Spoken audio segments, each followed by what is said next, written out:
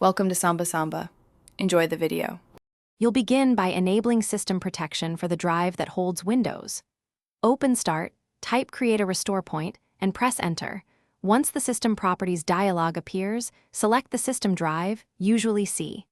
Click Configure to view options. Turn on Restore System Settings and previous versions of files, and set max usage to around 5–10% so restore points don't fill the disk. This ensures Windows can save snapshots without using excessive space, and you've completed Once protection is enabled, you should create a manual restore point right away.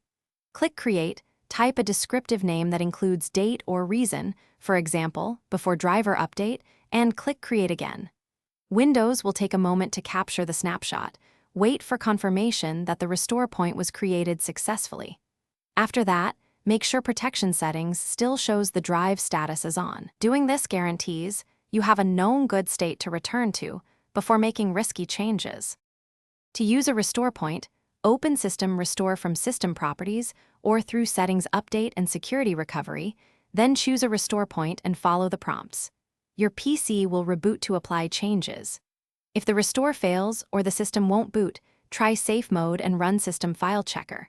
Open Command Prompt as admin and run sfc/scano to repair corrupted files, then retry Restore. Make sure to back up critical files before large operations to avoid data loss.